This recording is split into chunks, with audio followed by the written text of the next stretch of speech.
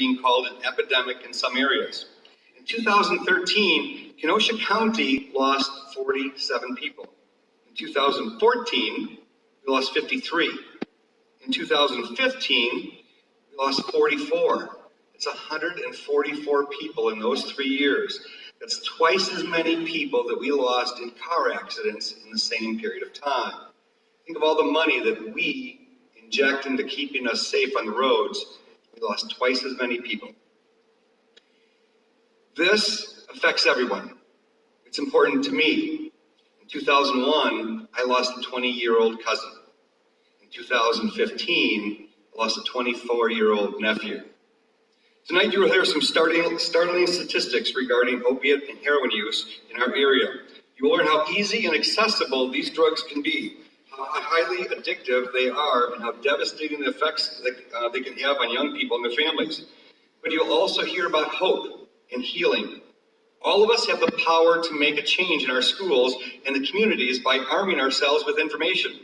Knowing the challenges our children face, having conversations early on with our children about drugs and alcohol, and knowing where to get help if your child or someone you know is struggling with substance abuse. We thank each and every one of you for joining us tonight, because in doing so, you're making the commitment to our children in our community. Before we get started, I'd like to acknowledge those involved in making this evening's presentation possible. Thank you to Alyssa Rosenek for spearheading the efforts to bring this program to Central High School, and for her help along with her planning team in organizing this event. We'd also like to acknowledge all of our sponsors who are listed on your program and thank them for their support. A special thank you to Aurora Healthcare and Gateway Technical College for their generous financial support.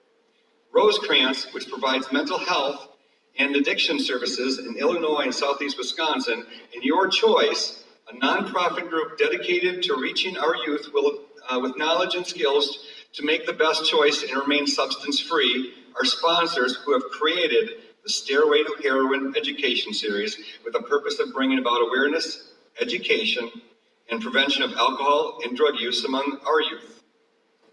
Rogers Memorial, a leader in comprehensive, effective behavioral health care treatment for children, teens, and adults, is also a sponsor of the Stairway to Heroin programs. Thank you to all of our speakers this evening for sharing their experience, their time, and their personal stories with us. We appreciate their presence and all the resource fair participants here tonight. If you did not have the opportunity to visit our resource tables, they'll be available after the presentation. A list of all the organizations represented here this evening is included on the back of your program. Most importantly, thank you all for coming out this evening to hear this important message and for being a community who cares about the well-being of our youth. Our goal this evening is to provide awareness and information. Our hope and we offer hope and inspire continued conversations. We know there is much more work to be done. We anticipate that you will have more questions after tonight's presentation. Please refer to the resources located in your folders for a more in-depth information on the signs and symptoms of substance abuse, factual information on various types of opiates and other drugs, as well as where to go for help. One last item. When you came into the auditorium, you received a half-sheet survey. Your feedback is very important to us. So please take a few minutes to complete this survey before you leave this evening. Thank you. Tonight's first presenter, I'd like to introduce Melanie. Melanie is sharing one mother's experience. This is her personal experience. Please welcome Melanie.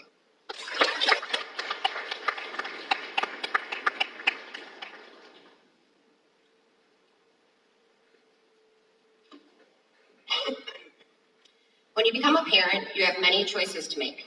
The most important one being, what will you name them? I chose Alexis.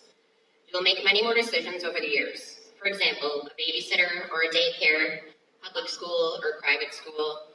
And then there are silly things like whether to pigtail or not to pigtail on the first day of school. We did not pigtail. Before you knew it, They're off to sleepovers and you're buying prom dresses. Nobody ever thinks about the decisions or choices you have to make at the end of your child's life.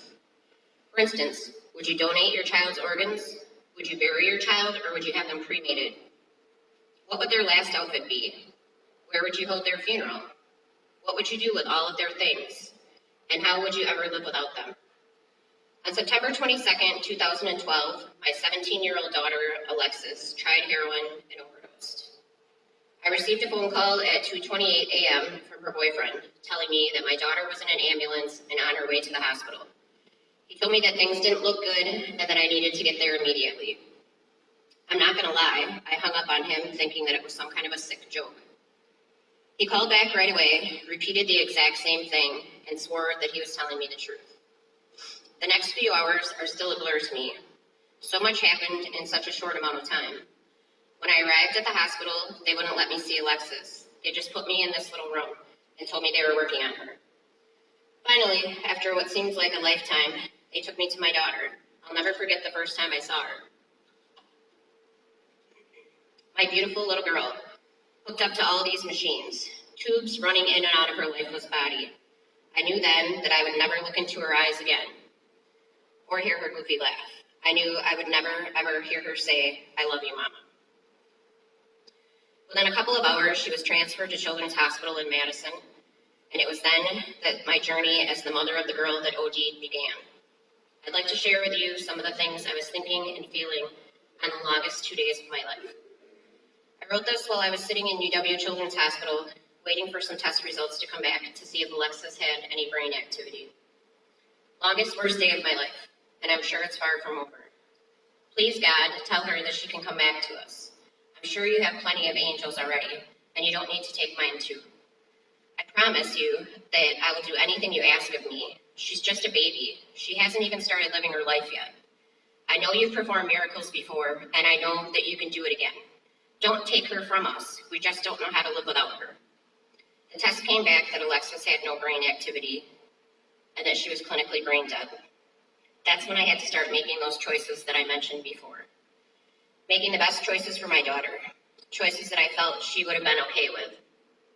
One of the hardest decisions was whether or not to donate her organs, and if so, which ones. I wrote this as I was waiting for the organ donation team to come and take Alexis away. It was a decision that I never thought I would have to make. It literally was the last time that I would be able to touch my daughter's warm body, the last time I would be able to play with her hair, the last time I could hold her hand. As I sat there staring at her, I was wishing for a miracle and begging God to take me and bring Alexis back to all the people that loved her. Sitting here waiting for them to come and take Lex so she can give her healthy organs to someone who needs them more than us. How did we get here, Peanut? How on earth did we ever get to this point? I never thought I would be giving pieces of you away. It all feels like a dream, little girl. Any minute, you're going to sit up, throw your arms around me, and say, "I love you, Mama. Please wake up. This is it. This is your last chance. Here they come. I can hear the gurney coming down the hallway. They are really going to take you away. How do I let you go? How do I say goodbye? I can't. I just can't say goodbye to you. I want to change my mind and just keep you, just like this. But I can't. I have to let you go. I have to say goodbye. Please, Alexis, I beg you, please, just wake up." She did not wake up. And that's a picture of the last hug that I ever gave my daughter. Those decisions that I had to make, well, I donated Alexis's kidneys, her lungs, her long bones, and her very huge heart. Her funeral was in Jefferson 4 years ago. She wore a cute little cheetah print dress that was her favorite, and she was cremated. All of her things are still in boxes in my garage. And how do I live without her? The same way you would try to live without your child.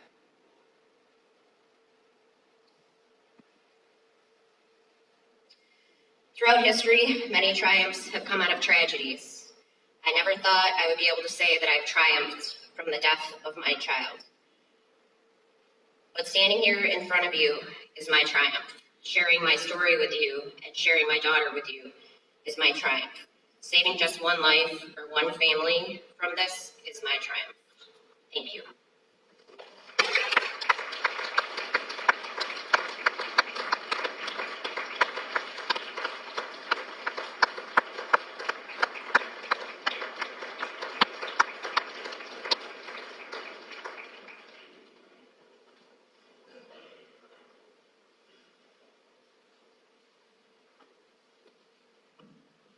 Thank you, Melanie. It's tough for me to get up here and follow this. Our next presenter tonight is Dr. Tim Westlake. He's been a full-time emergency physician for over 17 years. He's a medical director of Oconomowoc Memorial Hospital. Tim is the vice chairman of the Wisconsin State Medical Examining Board, where he serves as chairman of the Licensing and Controlled Substance Committees. He serves in the State Controlled Substances Board and is a member of the Governor's Task Force on Opiate Abuse. Being the father of 2 teenage daughters, Dr. Westlake also has the personal investment in his commitment to the health of our youth. Please welcome Dr. Westlake.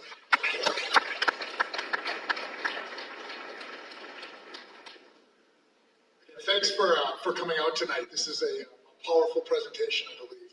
I want to just point and address your attention to the shoes. At first, you see the shoes up here, you see the tags, and you think, oh, it's a sale and shoes.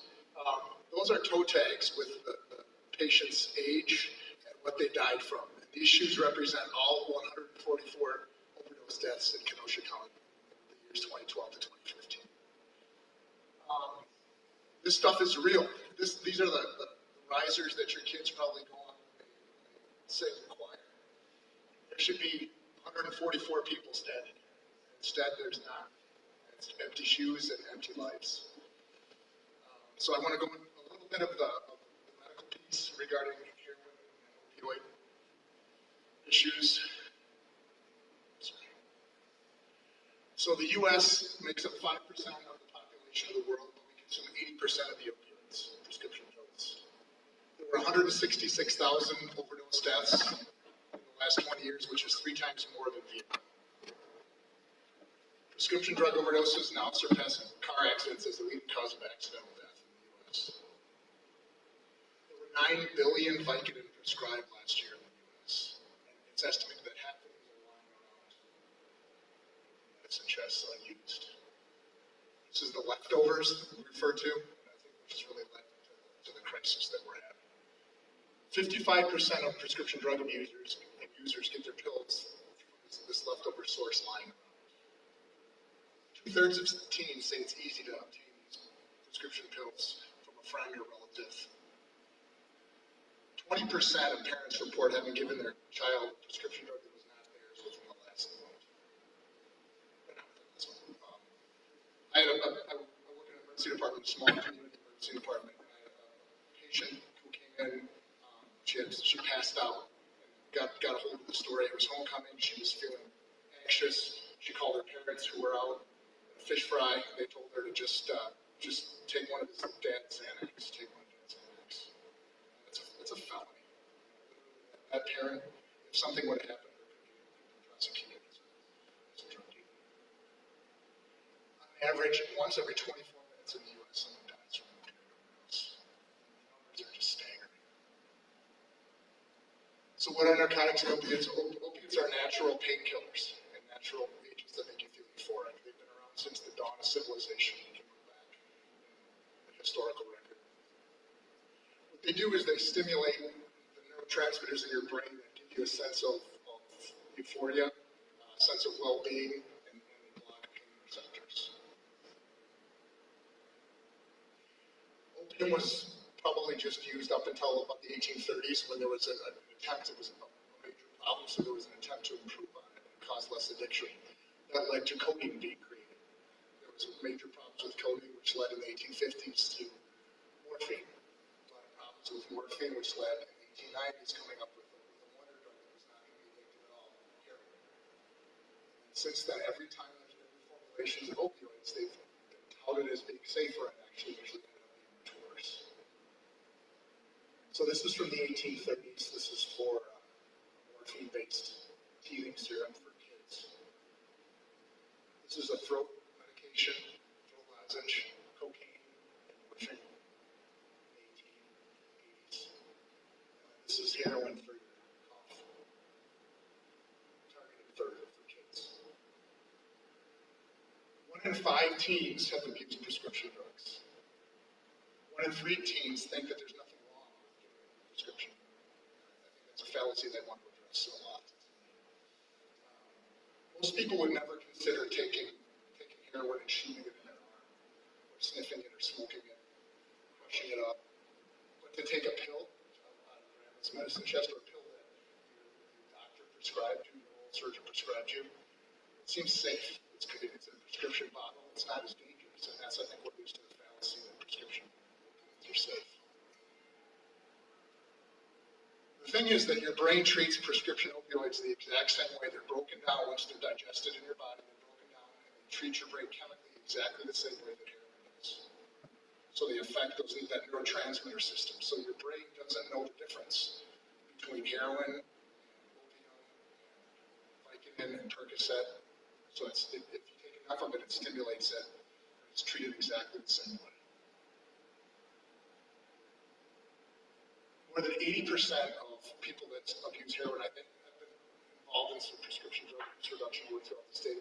Through some town hall meetings, and I'd say it's closer to 100% of people that I interact with start the families of the people that died, started using prescription drugs before heroin. So it truly is the stairway up. It's prescription pills. Usually what happens is they start taking the pills, maybe they get them from a friend, maybe they get them prescribed, they like them, they feel they're safe, right? So they come in a bottle, you open it up, it's prescribed by your doctor. How dangerous can that be? They get hooked on those, and it becomes expensive. So they move to other methods, so then they start looking at heroin, which really is the same medicine, it's the same chemical, essentially. And so that starts with crushing that up, snorting that, and then eventually the bladder goes to shape, it's a natural progression. I'd say it's more common, much more common for me as an emergency physician in the ER to see problems with prescription pills. We don't see a lot of heroin deaths right away. Usually what happens is the kids get hooked in high school, and then by the time they get to college is when the addiction has its time set fully, and then heroin starts, and that's when we see dropping flies.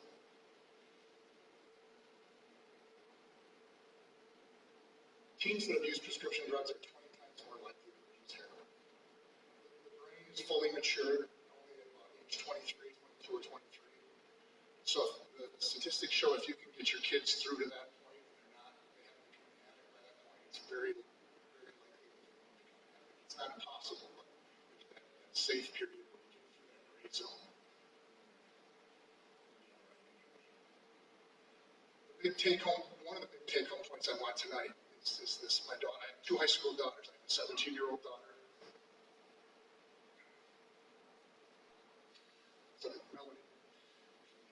So, and a 13-year-old daughter in a high school chemistry class. The equation that I want you to remember is prescription opioid pills equals heroin.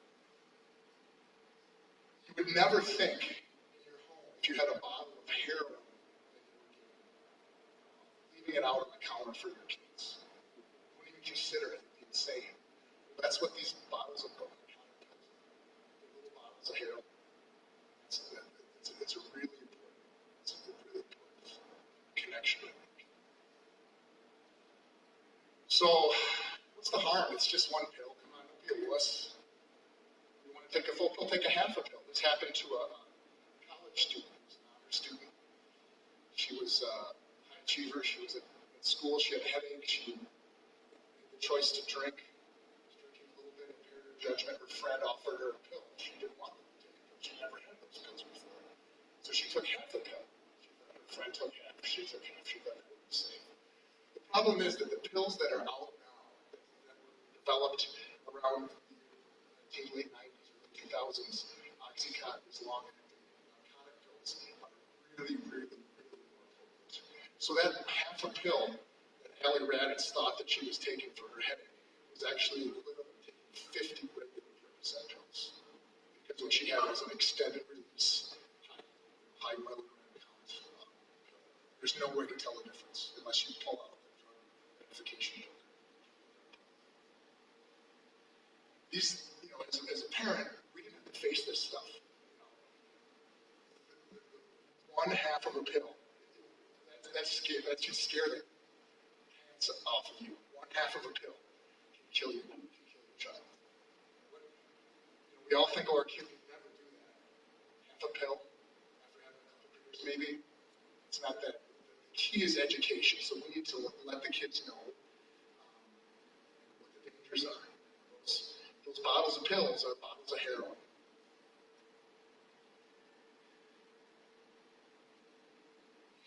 it's all about choices. So the choice, we have, all people have a choice what they do with their day. A choice to start doing drugs. A choice to start drinking. If you've got an addictive potential, once you make that choice enough, you lose that choice. Life is hockey.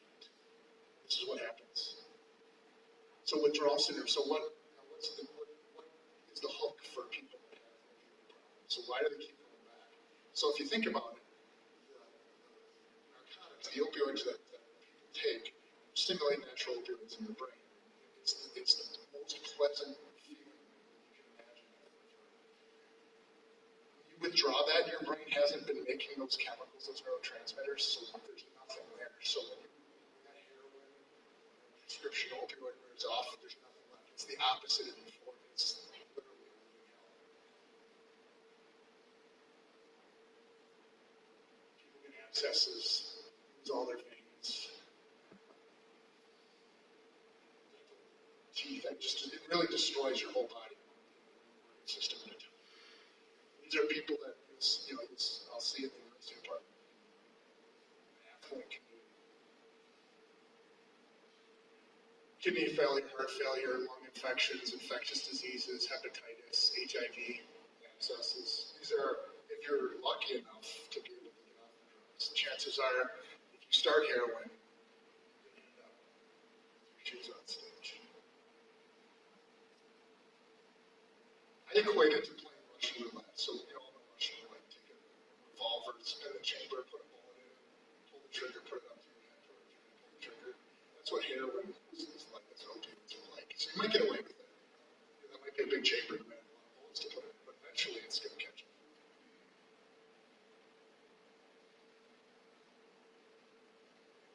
The drugs really hijack the lives of the addicts. Once they make that choice to use, and then that choice is taken away from them and they can't decide not to use, hijacks, even the parental instinct. You all probably heard about that case, about that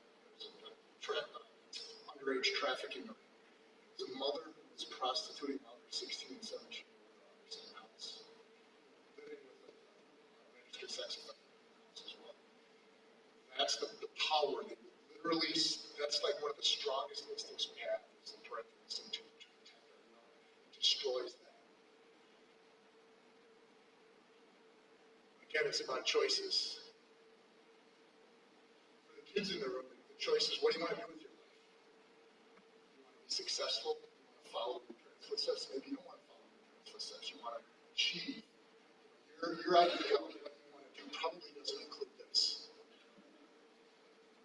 Being found by your family in your garage with a needle in your arm.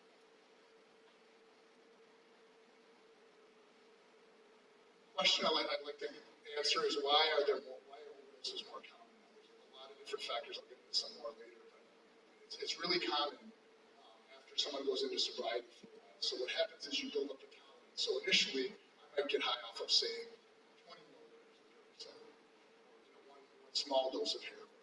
My body gets used to that. So in order to stimulate those neurotransmitters, I need a larger and larger dose.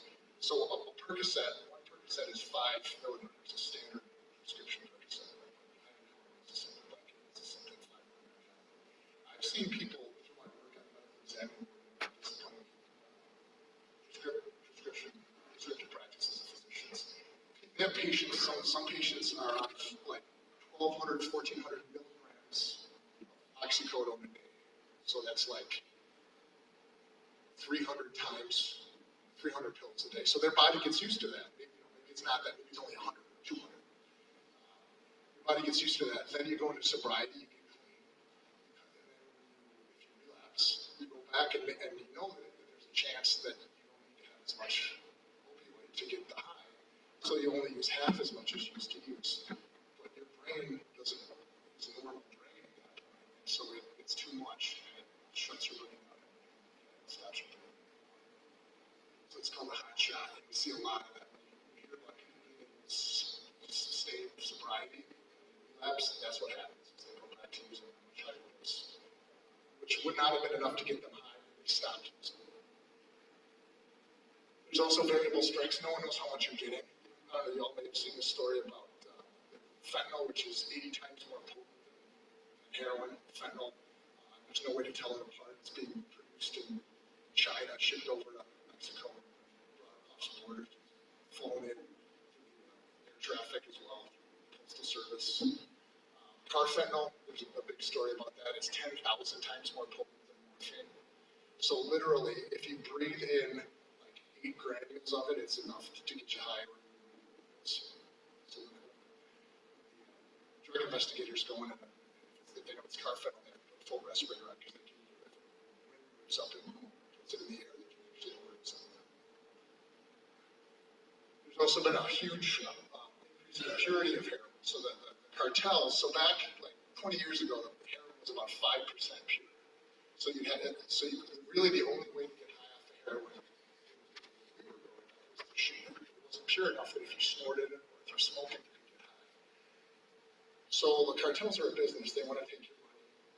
So what they did was they increased the purity. They started growing heroin in Mexico, shipped it used to all come from Asia.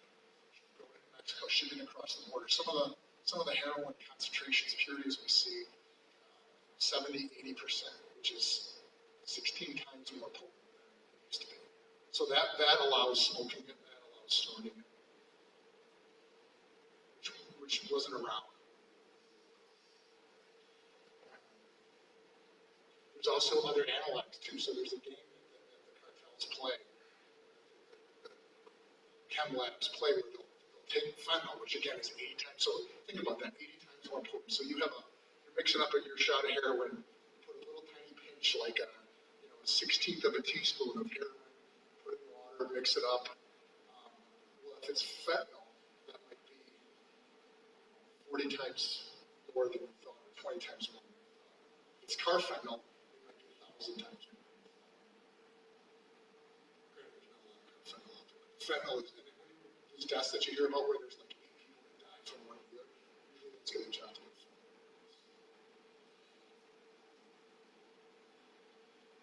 So I've been in emergency medicine for about 17 years. I've been working EMS for 13 years before that, so I've got about 30 years that I've been involved with seeing heroin overdoses. And just the magnitude of the change has been just astounding.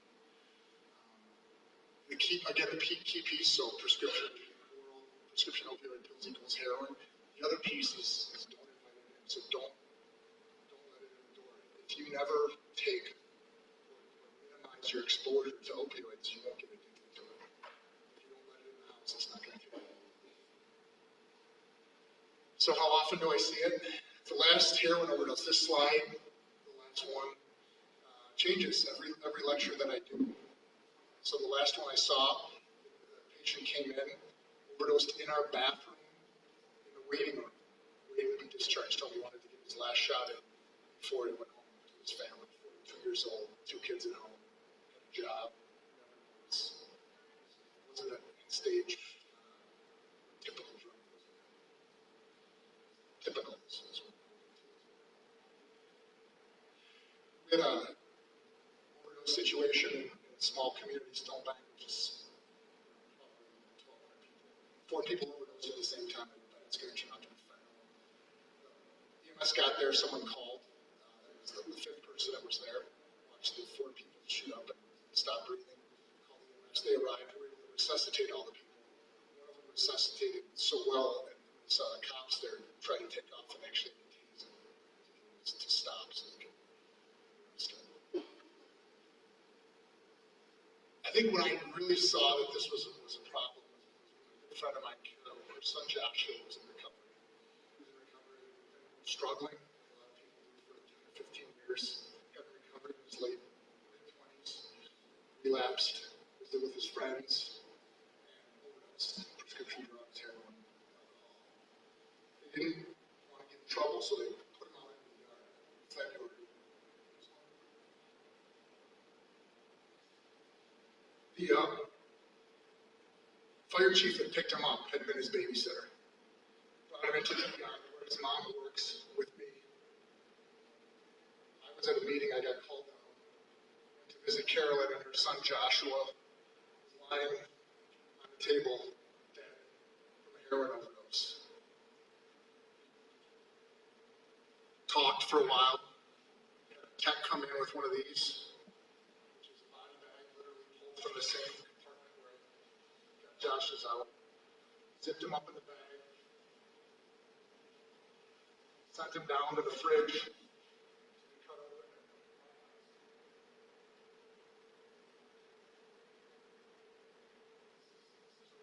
This happens. This happens to good people. It happens to bad people. It happens to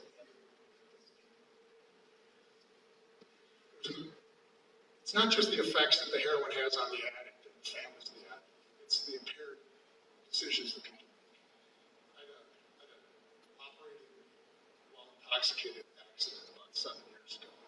I got a call from EMS, 3:30 on a Friday afternoon, beautiful Friday.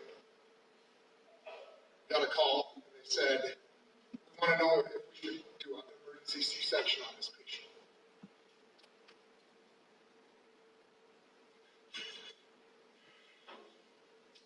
Probably a pet full of calls. It was a 9-month pregnant woman who had her 2 kids and their daughter in the car with her. An impaired physician drove into the back of them.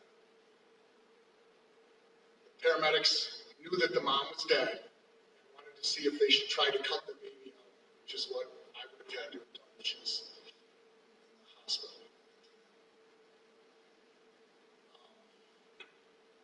It's unbelievable what devastation that this causes.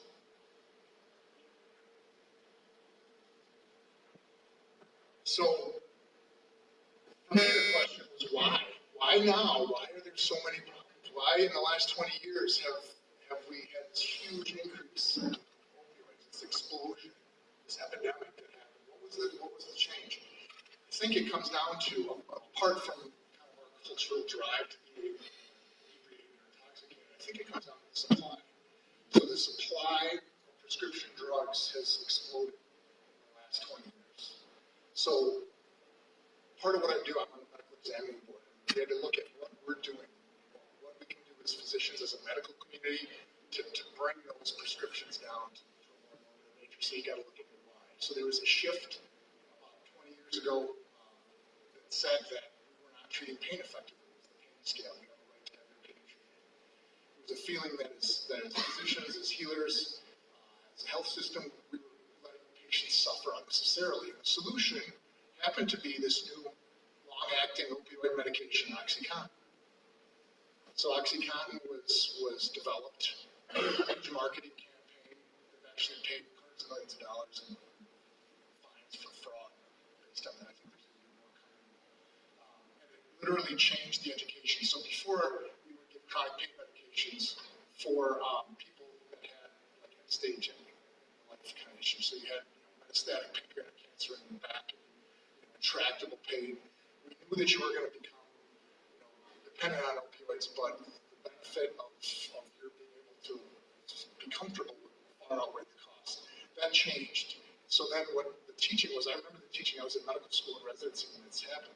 The teaching was that if you give this medication, if you give this new class of long-acting opioids, then no one will get addicted to it. There's no limit. You don't have to stop and choose as many as you need. It was based on a study that had 38 patients that was done in a hospital, didn't even follow people after discharge from the hospital. So it was essentially a fraudulent study that built the foundation of this, and you can research it, it's absolutely accurate. So there was this emphasis that, and as a physician, like I wanted to be an ER doc since I was 4 years old, and I want to have people, if you come into my department, I want to make you feel better, I want you to be comfortable, I want you to not suffer. And most physicians are like that. The problem isn't that physicians are dealing drugs. That's not the issue. The issue is that the prescriptive practice has gotten all out of whack. So again, new formulations of narcotic medications, high potency, long acting. There were actually changes in 45 state legislatures that allowed the treatment of chronic pain. So for instance, I'll see a 35-year-old patient who comes in who's on 150 milligrams of oxycodone for the fact that they injured 7 years ago. It's just, it's thing about opioids as well is that after about 3 weeks or 4 weeks, you don't really benefit from the opioids. Actually change the neurotransmitter receptor and actually cause more pain to be felt. So it causes the need for more opioids. So it's this vicious cycle. So they actually don't even work. So they're a really dangerous medication that actually doesn't do what it's supposed to do. It's really it's fixing it. And again, the huge increase in prescription pills that are available and heroin concentrations. Again, we got to this as a culture too. I mean, people don't want to suffer. So you want to feel good most of the time. You want to feel good. It's not realistic. You know, I used to give liquid Vicodin to kids with ear infections 10 years ago. I just look at that. I think that was crazy. I expose those kids to that when you give them Tylenol and ibuprofen. It's a similar response. And then a lot of us, you know, we don't want to. You want a quick fix. You want a shot. You want a magic bullet. So you know, you rupture a disc in your back. It's going to be 6 months of rehab and yoga to fix it, and you know, take the time. So again, too many opioids are prescribed. 400% increase in the last 20 years. 400% increase in deaths. So how are we going to change the prescriptive practices back then? So the pain scale, Senator Johnson, I worked with Senator Johnson on the pain scale. So the pain sign is not going to be tied to reimbursement anymore. So we worked with Senator Baldwin on implementing the same reforms we're doing in Wisconsin, and she applied it to the VA. So information, best practice, guidelines, education, those are all being done. Prescription drug monitoring program, which is a database of all the prescriptions, opioids, narcotics, and controlled substances. So there's a way for me to check what the patients prescribed for. Legislation, so it's the best legislation, best legislative package for opioid regulatory reform in the country. It's modeled by other states. So John Nygaard is representing the internet. His daughter is a heroin medic. He's done a phenomenal job. Same thing with Brad Schimmel as the Attorney General has taken this on as well. The attempt is to build changes from within the system itself, from health systems, not just a mandate from the government, but build change. So again, addiction's a disease. What can we do? Don't start. So limit your opioid intake. 2 Tylenol and 4 ibuprofen at 160 pump per hour are equivalent to taking 3 Percocet before surgery for an inflammatory pain. 2 Tylenol, 4 ibuprofen, 3 times a day. Short term. Dispose your medications. Teach our kids that pain is temporary.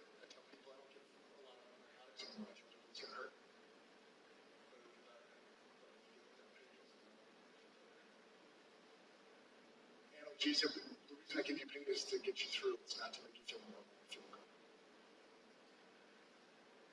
Parental control. What can you do? So I'm almost done. The last, what you want is how many. What are you prescribing my child?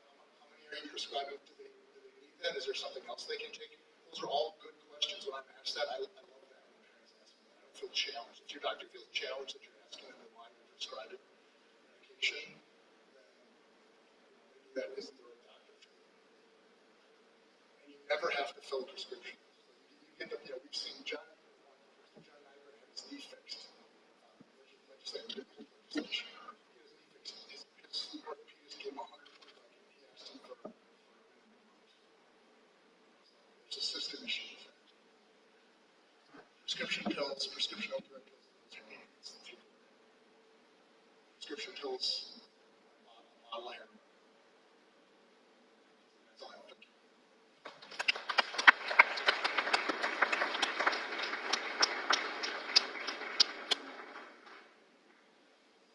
Thank you, Doctor.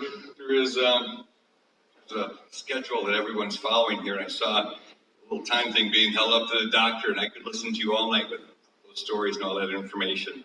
Just so you guys know, if it wasn't for a drug called Narcan, over twice as many shoes would be sitting up here. Narcan is a drug that brings people back and somehow clears it out of your system. It's kind of a miracle thing to do this. And one of the scary things is some of these people that do heroin parties will also have a Narcan at the party. So if someone at the party takes too much, they can bring them back. They can save them. Isn't that scary that you go someplace where you could die, and then hopefully your friend isn't too high to shoot you up and bring you back? In 1982, I had and this doesn't happen to just, you saw the pictures of these people laying on the floor. It just doesn't happen to people when they look like that. In 1982, I started as a 21-year-old deputy, and one of my training officer, Hugh Sharon, he was a Green Beret, quiet, from down south, and I loved him. He was there for 3 years before he retired. And then in 2004, I was able to hire his grandson as our newest deputy back in 2004. In 2006, he hurt his back, and he was taking opiate pills, Vicodin or one of those, oxycodone, and he became addicted to it. A few years after that, he was arrested by the Kenosha Police Department in one of the Walgreens trying to get a fake prescription for his mother because his doctor had cut his off. We sent him for treatment. We sent him to try to get help. We ended up having to terminate him. This one young deputy spent time in prison in Florida a few years ago for doing robberies. I'd like to introduce now a friend of mine, Detective David Alfredson. He's a lifelong resident of Kenosha. He graduated from Cerntral High School in UW Parkside. He became a police officer for the city of Kenosha in 1995 and was assigned to third shift patrol. From 2003 to 2006, he was assigned to the game unit. Then he was promoted to detective. I'm not quite sure how he did that. And was assigned to the street crimes unit. He is currently assigned with the Kenosha Drug Operations Group, or we call it KDOG, which was formed in 2009 when the Kenosha Sheriff's Department, by the Kenosha Sheriff's Department. Please welcome Detective David Alfred.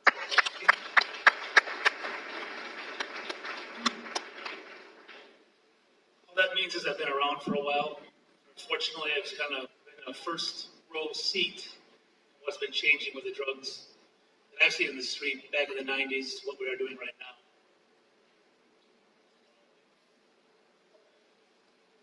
Our responsibilities are to go after the drug dealers, the trafficking organizations, disrupt as many as we can. We don't go after users. Patrol will run into those people. They will be arrested. Some of them will contact me and want to work with me to go after a dealer. But that's not our target. It is someone we run into. I call them my addicts. It's like a loving term. I've had informants over years. I've seen them go through different stages, different drugs. And it's kind of amazing what's going on right now. But I'm going to start off with one drug that has been talked about, and that's marijuana. I have not met one person who I've dealt with who was a heroin addict who has not used marijuana. And marijuana has changed significantly in the last 5 years. It's an addicting drug now. It's not like the marijuana maybe that you remember back in the 70s and 80s that was 3 to 4% THC content. That people think you would never get addicted to it. It's totally changed now. This is what we normally would see for marijuana. This is an actual bust in our city. It's 360 pounds of high-grade weed. That's worth $1.6 million. A lot of money involved. Drug dealing is all about money. And the cartels who control the drugs want money. So they make new and better drugs. The doctor pointed out the purity of heroin, the potency of marijuana. You can get marijuana up to 30% THC content now. That's done by chemicals. It's not Mother Earth and growing a plant over here in a pot. They are altering these things with chemicals to make the potency higher. The prices, $1,000 to $4,200 a pound. This is big business. When I do a marijuana case, I'm going to seize lots of money. I know I'm going to because they have lots of money. They pay lots of money. It's a very accepted drug in our society right now. That's very unfortunate. People think it's okay to smoke marijuana. Right now, the last study I saw, or last stats I saw, there are 700,000 people in America right now who are addicted to and receiving treatment for marijuana. Here's one of the culprits: is wax, dabs. That's a term that's used. The potency of this stuff is anywhere from 50 to 80% THC content. That's mind-altering drugs. A very small amount will get you high for a long amount of time. It's very expensive. And it doesn't, I mean, if I'll see that, I won't think of marijuana. It looks like some kind of gooey thing. First time I saw it, I didn't know what it was. It comes in little caramel spots, little glasses, they have little designs on it. It's all marketing. It looks like it's almost like a tray of candy, right? Something you see at a store. This is something new. I just bought this last September. It's the first time I've ever heard of it. It's called Shatter. It looks like broken glass. That's the name. What they do, and dab and wax is kind of produced the same way, is they take high-grade marijuana, put it in a tube, and they pour down a liquid through it, and it takes all the THC content of the drug, and it comes out onto a pan. The pan is taken. If you're using wax, it kind of has a gooey substance to it already. You have it. Shatter is actually refrigerated, so it breaks off cleanly. So you can break that off nice and cleanly, put a little bit in the vape and smoke it. Told from my informants, a little piece into a vape, a couple hits and you're high for up to 10 hours. That's not marijuana. It's very expensive. That's $100 a gram. That's $1,000 worth right there. And for your parents, this doesn't smell. When I bought it and I got it, I thought we got ripped off. You open the paper and I expect the usual waft of marijuana, that skunky smell you always hear. It wasn't there. Because it's cold, it's chilled, it takes the smell down, but also it's just concentrated. The plant isn't there, you don't really smell it. A dog will hit on it still, but I've been told that from my informants that they can smoke this in a bar full of people and no one will smell it.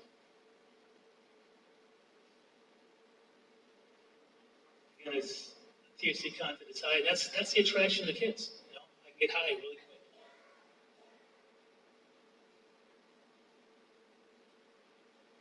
So let's legalize it.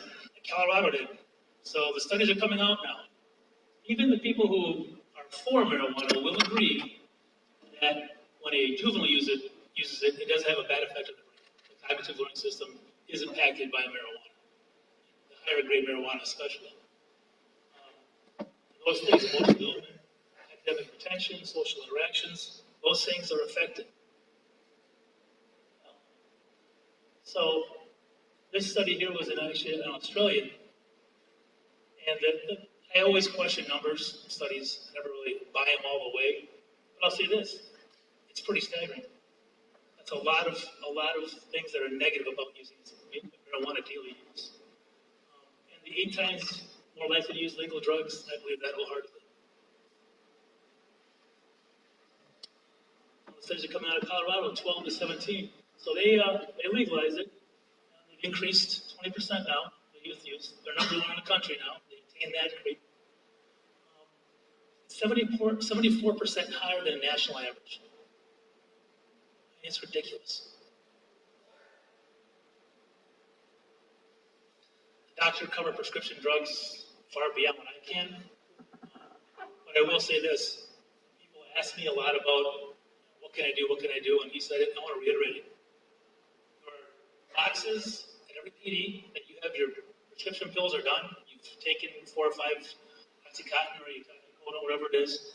Bring those to the police department. It's free. Every year, in fact, last week we did our quarterly run up to the DEA. And we had 140 boxes of pills just from Kenosha County.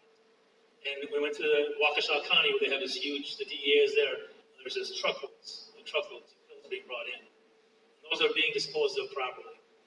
The water department says don't flush them on the toilet, please. I'm just saying get rid of them, please. They're laying around, they're going to get used. Again, stats. This is the problem we have as law enforcement with going after prescription medication as a crime. If you look down there, 4% get them from dealers. We don't have someone going into Abbott Labs stealing 10,000 Vicodin, bringing them to the street and selling. It's individual people who have a prescription and sell them in small quantities, and there's a lot of them. It's hard for us to target those kind of people. It is. We do pill cases occasionally. Quite honestly, we don't do a lot. That's because only 4% of it's coming from a drug. And generally speaking, those drug dealers are selling other drugs too. They'll sell cocaine. They're dealers are in for the money. If you want it, I'm going to go find and get it. And pills are just an added on extra that they usually have. That's a picture of heroin. That's 5 grams of heroin. Bought it last year. Very common, unfortunately. I go back to when I was in the gang unit in 2005.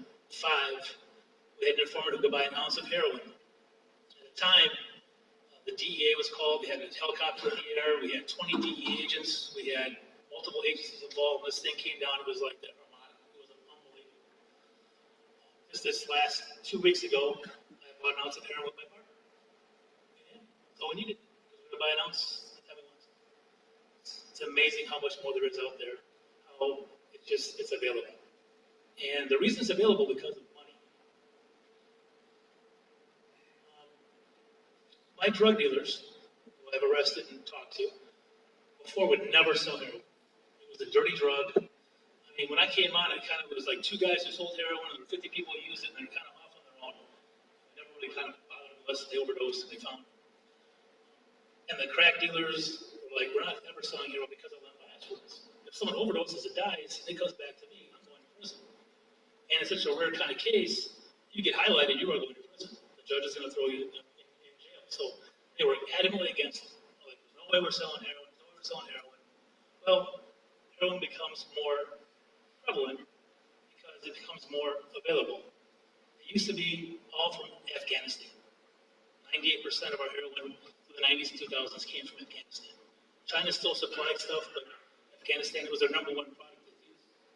I used to think that because of the Afghan war, we had a bigger supply coming across. What happened was, there was some of that, but the cartels saw there's money to be made here, because heroin addicts come every morning, 7:30, I need my gram, I need my 10th gram, whatever it is. They're very addicted, they're going to have the heroin, they're going to purchase heroin every day. That's money. The cartels figured out we're going to start middling a heroin from Afghanistan and China. They start growing. So right now in Colombia and in Mexico, they're taking down cocaine fields. Now, the Colombian government was touting how they're going into the fields and taking them all away. Yeah, but they're replacing them on. So they are now, the supply of heroin is even increasing even more now because they can come right across the border. And they control the money. They make the money from out of the ground into their pocket, the distribution center. So it's a very profitable drug for them. A 10th of a gram is what normal people use out of the box. A 10th of a gram looks like a little bit of powder, and usually in a gum wrapper, a little tinfoil piece. You fold it about 5 times, put a little bit of powder, that's a 10th of a gram. And that's what most addicts start out with. And then they progress. As the doctor said, your body adjusts to it, you need to get more and get more and more. More stats. 248% increase. These stats, 161,000 users, down 2007 to 435,000 now, 2014. I'm not sure who raises their hand and says I'm an addict. I think these stats are probably a little smaller. It actually took more. Purity. Again, since you're getting the plants out of the ground closer, it can be more pure. 10%, now it's 40%, now it's getting higher. The cost has gone way down. No more shipping costs. Right? $300 now it's $622. We do not see pure heroin in this area. It's been cut, we call it stepped on, several times before it gets here. And it's kind of funny that my addicts only want to buy drugs from certain people. Because, as the doctor said, I need the exact kind of stuff that gets me high. I know heroin gets me high now, how much exactly they take. They're very kind of, they keep track of that stuff. They want to make sure they know overdosing is a problem. They'll always buy from this person because hers is always the same.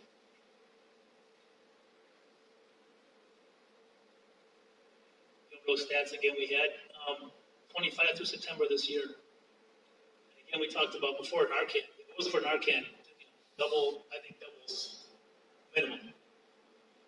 It's amazing.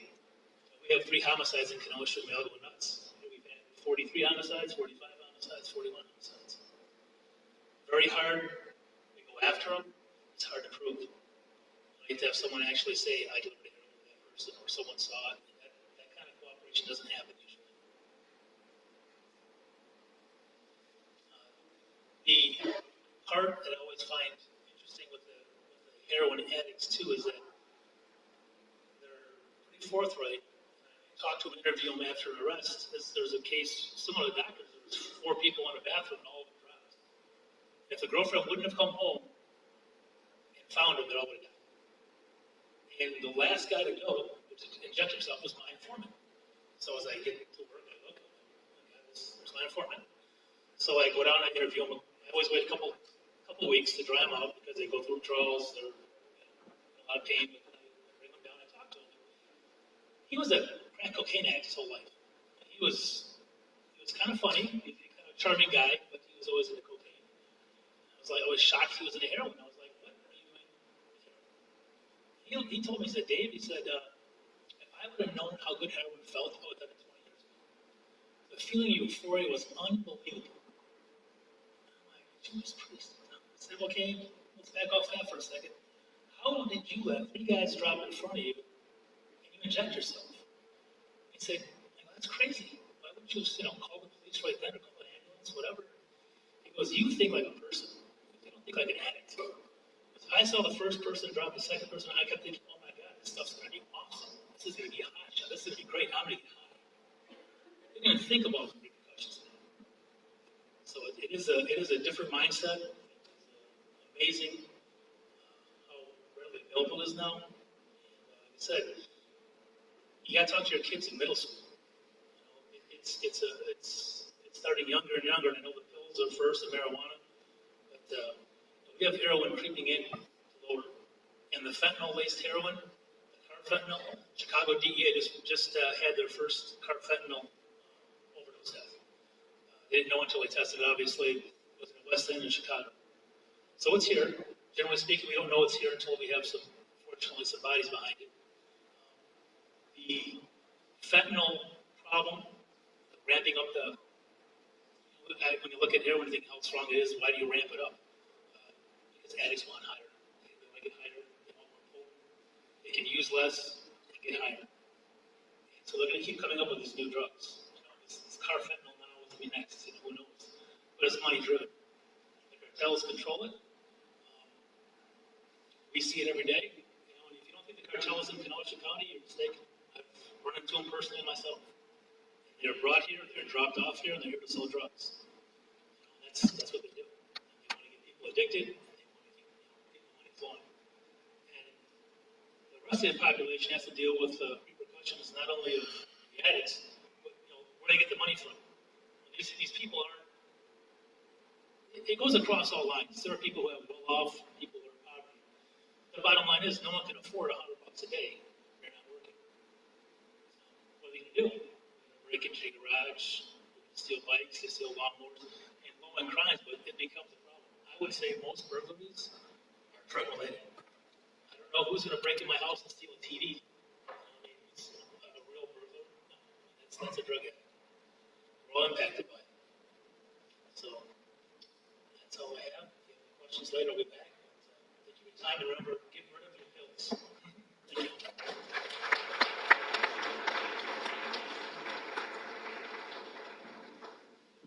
Thank you, Dave. The one thing I just want to hit home again is something he finished with. Is most burglaries, if you ever had your house burglarized, something taken out of your garage, 99% of the time it's by someone who's using drugs. Some people in here might think you're not affected by drug users. You are. Remember a year ago, about right now, what we were doing? Did anyone change how you lived for about a month? Out here, we're not always taking the keys out of our car or locking our house. We live a little bit differently out here. Last year, about this time, Andy Obregon was caught. People that didn't have guns in the house had guns in the house. People that never locked their doors locked their doors. It was amazing how drugs affected this one person and affected all of us. 3 weeks, every single night, you saw me on TV because everyone wanted to hear about one drug user and how he was affecting our lives. Dave, how many are in Paddock? 7? And also the cost, taxes. You saw one of the busts they had, $1.6 million of marijuana. There are 7 detectives in there. And with the wages and everything that goes into that, it's a huge amount of money that all of us pay for drug users. I'd like to introduce our next speaker. Chris Gleason is the director of the Rosecrans, McHenry County, and recently named director of the Wisconsin Rosecrans Clinics located in Hales Corners and Pewaukee. He's a certified advanced alcohol and drug counselor responsible for the overnight management of day-to-day operations at the facility. He will provide us with his perspective as a treatment provider. Please welcome Chris Gleason.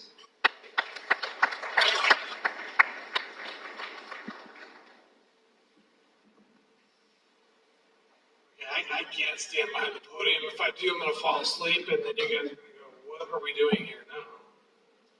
We'll talk about the opiate epidemic. I want you to just take a second and think about what the word epidemic really kind of means. Sometimes for me, it means like maybe there's not an end in sight. There's something other than, what are we going to do as a community? You've heard a lot of information tonight, and I sit here, this is our 80,000th presentation or something like that. Anyway, and I think about it because it comes real every time, from when we start until when we get to this point. And I wonder, sitting out there, what that word epidemic really starts to mean for people.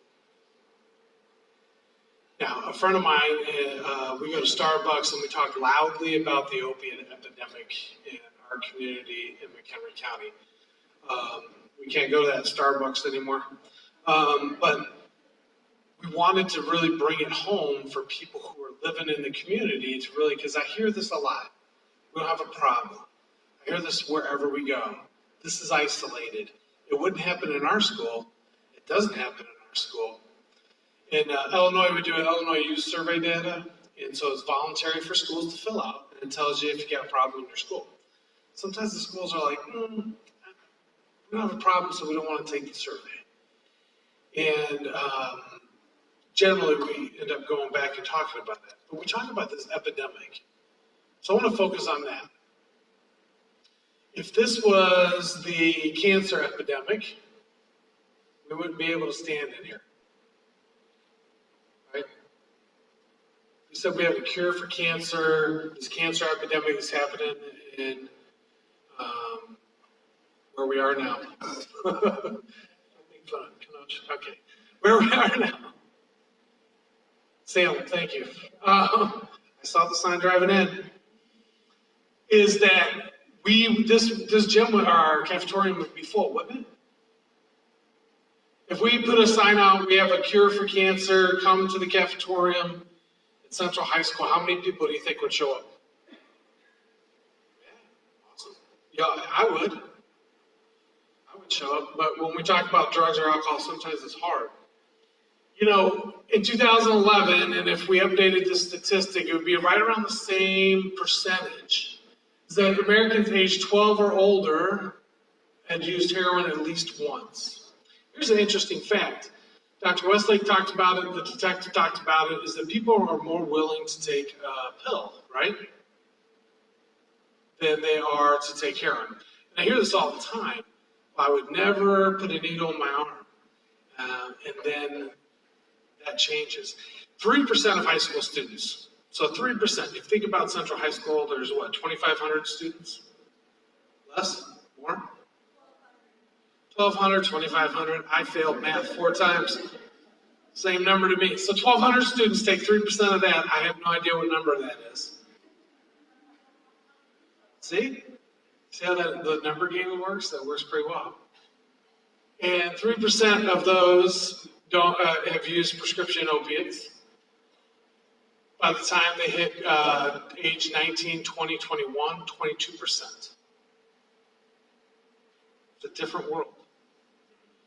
Illinois and Wisconsin are the many states with drug-related deaths that outnumber motor vehicle deaths. We understand that. Think about that. If we had more motor vehicle deaths, we would all be driving around in bubbled cars, right? We would have bumpers that were, that would soften the blow. We'd be driving 15 miles an hour.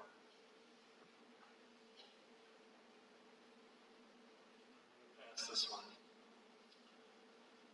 Here's the thing, I want to talk about treatment, because sometimes people ask me this question all the time, does treatment work? And it does absolutely work. How many people have ever had strep throat? I'm going to get everyone to raise their hand at one point during this presentation.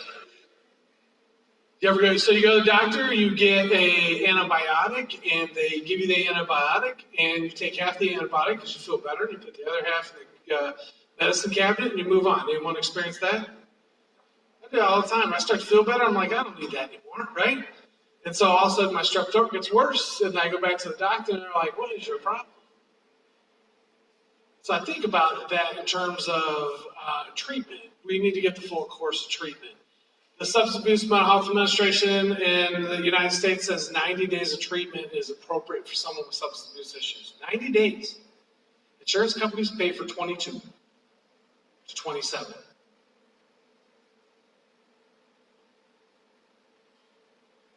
I don't know. If you went to the hospital for a procedure, and they said, really, you need to have this procedure, but we're only going to do half of it. Would you accept that? Thank you. So I'm going to hang out over here. I worked with this kid one time, and we started to talk, and he was struggling with substance abuse. Now, this kid came from a well-off family. He had people that took care of him. They had people that washed the dishes. They had people that he really had a good life. He was Division I scholarship athlete for soccer. He had everything on the outside. Anyone have a favorite cup of coffee? Right? I like 12 of them a day. But this coffee cup I have on the outside is really cool. On the inside, I've had it for so long, it's kind of cracked and maybe a little stained. His world on the outside looked perfect, but on the inside, there's a lot of stuff going on. And as we began to talk and I began to listen to him, he said there's only one thing that ever made him feel connected and feel okay, and that was substance use. He started using probably age 12, 11. I started using way before that. And it was a beer here, a beer there, some cannabis, whatever it might be, but it turned into a full-fledged addiction to cocaine. And as I talked to him, he said, Chris, there was something inside me that couldn't be filled that only drugs could do. We spent a lot of time trying to figure that out. 19 years old, kicked out of college. Father kicked him out of the house, gave him $75 in a suitcase and said, have a good life. He ends up in front of me. So, what does a drug addict look like? Does it look like a Division I scholarship athlete?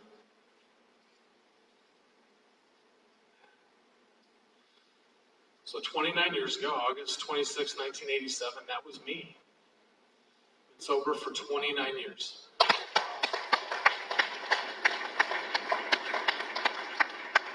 think about treatment, and I think about how many people gave me an opportunity over and over again. It wasn't one time.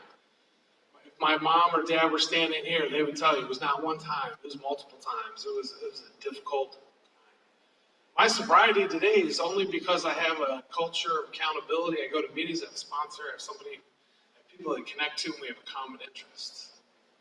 This epidemic of opiates is about the community. So whether you think there might be an opiate epidemic and people need treatment, I tell you what, we spend more time today in treatment trying to convince parents that their kids need treatment because they don't believe cannabis is really that hardcore of a drug.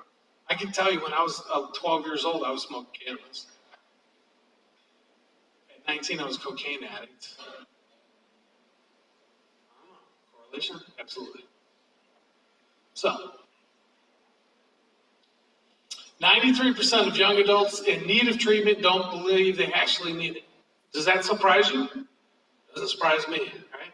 So here's two factors. One, we know the brain doesn't fully formulate till what age?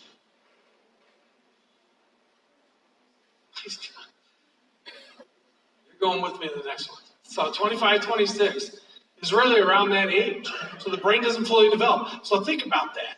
We're asking adolescents to make adult decisions when they can't make adult decisions.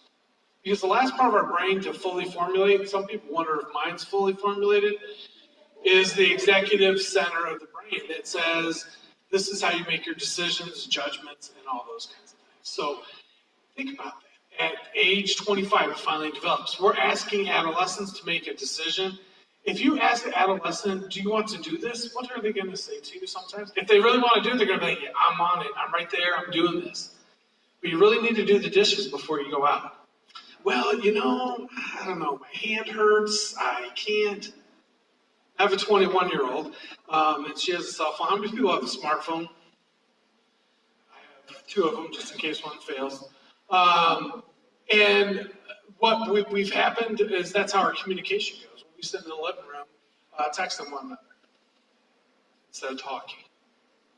I go to her apartment down at college, and it's perfect. Like no dust, and things are clean. She comes to our house, and it's like 20 after 10 minutes she's been home. And I said, well, can you do the dishes? My hand hurts. I'm not sure. I get it. She's 21. She hasn't made the full developmental process. I'm waiting. But 93% of young adults say they don't need it. As parents in a community, or parents of a child, sometimes you have to help them make that better decision. They might not like it. It comes down to behavior too. So part of that is, so think about behaviors. It takes 21 days to develop a behavior. Anyone ever heard that? That's why insurance companies only pay for 21 to 23 days of insurance, right? They figured this stuff out. If it only took 21 days to get where you were, it should only take 21 days to get back from where you came from. So almost 3 years ago, I went to the doctor, and he said, Chris, there's a problem here. Blood pressure, you weigh too much, and you need to change your lifestyle.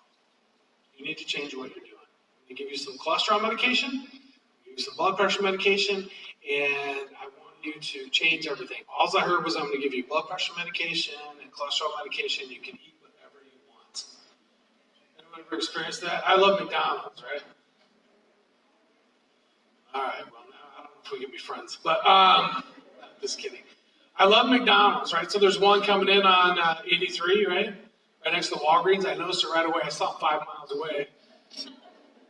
But I would stop at McDonald's literally 3 times a day. I knew the menu. I knew good times of day to go. I'm the person in the drive-thru line that made you wait for 5 minutes. You're going, what is wrong? Because I'm like, hey, can you send those fries back? Because they're not fresh. A little salt on them. And, I think some people miss me at McDonald's. So I went back to the doctor 30 days later and took my blood again. He said, Chris, there's still a problem. He said, you weigh more, and your cholesterol is worse, and your blood pressure hasn't gotten any better. What have you been doing? I said, well, you gave me the medication. I thought I didn't have to do anything different. He said, I'm giving you a course of treatment so you'll get better so that you won't have to have this treatment down the road. So you won't have a heart attack. So that, we won't do all these things. And I resolved when I walked out the door that day, I needed to quit eating McDonald's and fast food. That was a hard decision because right away, right when I get out of the doctor's office, turn right, half mile down the road on the left is McDonald's. The cool thing about this McDonald's is you drive up to the window and you talk to a person in the order and not through a screen. And I think about that. So I would make bargains with myself, my behaviors. I go, all right, really stressed out day. There's nothing like a double quarter pounder of cheese, a large fry, and a Coke. That doesn't make you feel better. And I would eat that on the way home. And so I'd go, all right, if the McDonald's is on the right-hand side of the road, I'm stopping. It's always on the left-hand side. So someone was out there watching out. Our behaviors, see how simple it is? A lot of people think addictions are behaviors. Addiction is not a behavior, it's a disease. It's a chronic, recurring disease. It has a pathway. We know what happens when it happens. We know there's no cure for it. There's only remission. If you don't do the right things in order to stay in remission, it will come back. I have enough willpower not to stop at McDonald's. And I have enough people, because I've told the story 1,000 times. There's like 5,000 people that if they ever saw me at McDonald's, I would be mortified. Right? But I think about it because I know there's someone that tells me every time, don't stop at McDonald's on the way home, Chris. But it's that accountability and structure. So think about our behaviors. It's easier to change behaviors. When we're talking about a disease, addiction is a disease. If you don't think young people can get the disease, it happens. I grew up in an alcoholic home. My father grew up in an alcoholic home. His father probably grew up in an alcoholic home. I know how to make a martini at age 5. And I would finish it for my dad at the end of the night. I think how our behaviors are. So when we give you all these stats and all this stuff, a lot of times people go, this will never happen to me. I go back to Melanie. She had that same thought and conversation. This will never happen to me. I've had a long conversation with my daughter about our family history. We've talked long and hard about it. I said, your genes are horrible. Sorry. College is not going to be fun for you. So we've had that conversation. I would not allow alcohol in my home, which is growing up. You know, her friends came over for the after prom party, where it's my house.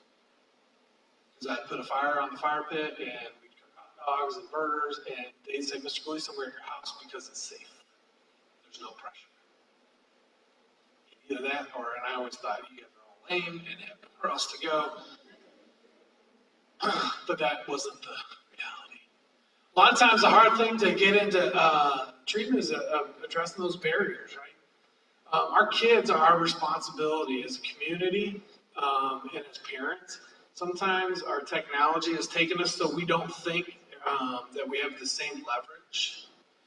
And even though, I grew up in the military, so some of my problem, but it was very, 5 o'clock was 5 o'clock. You were home at 5, and that was it. There was no question.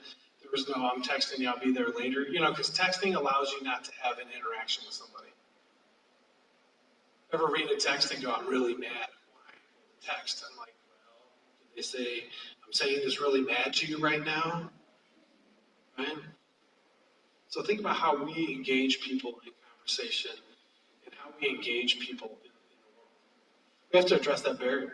We need to know it as in treatment providers. We have to use technology to get people to where they need to be, and then start to do some different things. Not everyone's had a good experience in treatment. Families might not have a good experience in treatment. If you go to I do a lot of food stuff, so if you go to your favorite restaurant, right, and you have a bad experience, what happens? It's your favorite restaurant. You go there all the time. People love you. They know you by name. It's not Cheers, but they know you. Most people did not get that. Just so you know. Thank you. But you give them a little bit of measure of I must not have been a good night. You go someplace the first time, and it's a horrible experience. What happens? You never go back. Right? I'm done with that. I'm not going there. I have a next door neighbor who won't go to JCPenney anymore. She had one bad experience. And won't go there anymore. It's been 35 years, and she's adamant about it. My wife works at JCPenney, so every once in a while we buy her stuff from JCPenney's just to see what happens. She returns it every time. Stigma issues. So think about stigma. We say this a lot. Addicts, drug addicts, addicts. There's a stigma related to that. We run opiate IOP in one of our offices. We have 17 IV heroin users in there, and I'll tell you this, most creative, most endearing, most durable people I've ever met in my entire life. Most of them were the top of their high school graduating class. People walk into this. They walk into it from prescription opiate. They walk into it from other things. Anyone in this room can become addicted to a prescription opiate. We can do it in about 2 weeks, right? 2 weeks, we'd have everyone here. It would be a different conversation, right? That's why I share my recovery. Some people don't like it, some people do. This is what addiction looks like when you follow the treatment. Right? Although I need a new suit now because this one's too big. Either that or start eating more. For treatment providers, we know this. Here's the thing. People are experts about their bodies, about who they are and what they need. We need to honor that experience of people. We need to say, hey, you're an expert at this, so why don't you tell me how to do it? A lot of times, we don't do that. People need to be empowered. Okay? We all need to be empowered. If you're empowered, you'll do things differently, you'll feel things differently, you will act differently every day. Skill development. Here's the biggest thing facing our adolescents today, and especially our adolescents, young adults in recovery. Skill development, zero. Right? Zero skill development. And I'm guilty of it. I got a 21-year-old that I'm not really sure knows how to do laundry, but everything goes into one thing, and I'm like, I don't know how you're doing it, but whatever. We have a recovery home. We have several recovery homes at Rosecrans. One of the things we focus on is skill development. We teach people how to mop, sweep, vacuum. Sounds like stuff that we should all know how to do. When you start using it at an early age, that skill development goes out the window. They have no idea. I had a 30-year-old, 35-plus-year-old who, when he discharged from the recovery home, he said the best thing I learned how to do was make a pizza. I was like, why didn't you make me one? No. And we talked about it, so that skill development. Addiction stops that. It arrests that process. Okay? And then we have to focus on the application of that skill. And then education on medically assisted treatment options. There are some options out there for people for medical intervention. They should be short-term, never a long-term intervention. It should get them through a point of crisis in their life and then move them on. It should never be for a long-term piece. I think it's really important. That's why I use the antibiotic thing, right? So you got strep throat, you take the antibiotic, you feel better. But if you take too many antibiotics, what happens? It doesn't work anymore, right? So people have to change lifestyles. That's why do you think we have hand sanitizers all the way around? We know if we wash our hands, that we won't spread disease. Right? And then overdose prevention. We talked about Narcan. I believe that every family who has somebody they know that's an opiate addict should have Narcan in their home.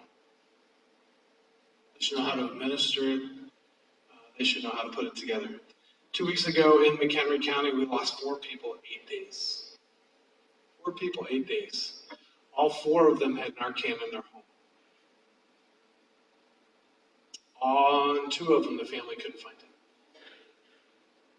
If you have an opiate addict living in your home and in your life, it should be as important as not the kitchen fire extinguisher, because I know half of you don't know where your kitchen fire extinguisher is. I know you do. Right? But it should be in a place that's easily accessible. What are we talking about?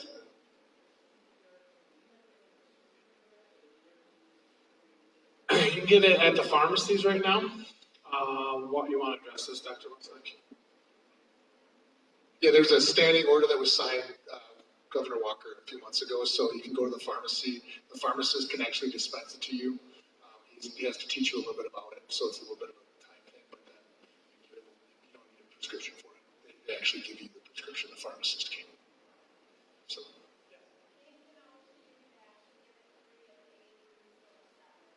So at the AIDS Resource Center in Kenosha for free, and they'll educate you and teach you how to do it. Everyone who goes to Rosecrans Services as opiate addiction gets education and resources for that. Because people's tolerance changes, all kinds of things happen. And when we look at the shoes and we talk about them, and you vision, I had the vision tonight of, can you imagine what it looks like for 144 people to be standing here? And you might not know them, but we're all part of a community, right? And so this community, whether it be Kenosha County or Waukesha County or Milwaukee County, I'm getting better at this, right? They just named me the director in Wisconsin a month ago, so I think it's important that if we're ever going to take this epidemic up and do something different, it's got to be a community solution. And it starts with nights like these. I'm impressed you guys come out. Every time I come to one of these, I'm impressed that people show up. is that valuable and that important.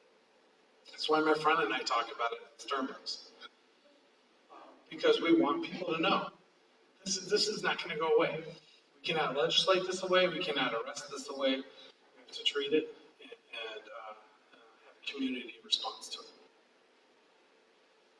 So if you're in doubt, you need help and resources, that's why we have a resource fair, right? Tons of resources out there, some really cool resources. Please stop by those tables and grab some resources. Even if you don't think you need it, maybe your neighbor needs it, maybe you'll never need it and it'll just collect dust. But please utilize the resources out there. There's tons of resources out there.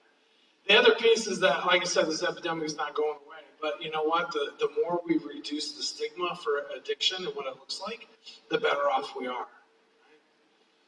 Cancer survivors, and I talk about this, my father died from cancer, and so when he was going through that, I think about all the people that surrounded and motivated him. When my dad was going into recovery, it was him and I. It was a much different story. Nobody wanted to talk about it. There's hope. I always think sometimes, they're gonna change? I was early in recovery and someone said, Chris, you gotta hope against hope. And I'm like, I have no idea what you just meant by that, but it's confusing. He said, Chris, when it all seems like there's nothing left, there's something left that you can grab onto and change that. SAMHSA, again, Substance Abuse and Mental Health Administration, put out one of the #1 prevention tools in any community and any home for the prevention of drug use. See, we can't rely on the school system to do it. We cannot rely on treatment providers to do it. We have to rely on families to do it. And whatever that family makeup is, it doesn't matter what family is. They said the #1 prevention tool is family dinner. Right? Family dinner. We're so busy sometimes we forget family dinner. To sit down and have a conversation, no cell phones, right? So our family went out to dinner last couple weeks ago, and all 4 of us sat down, all 4 of us pulled our phone out, and I thought, man, this is not, I go, we need to put our cell phones away. It was almost like painful for my daughter and her boyfriend. They're like, but I'm like, yes, eye contact, here we go. But you have to put things away and have the conversation. It doesn't have to be much, but it has to be interaction.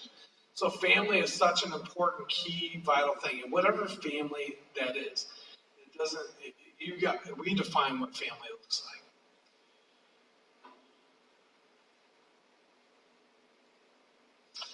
What I want to do next is I want to introduce our final group, our final speakers of the night, and they're my favorite family, next to my own family, and they've taught me a lot about what it means to live in terms of with just decisions and decision making. So please welcome the Library family.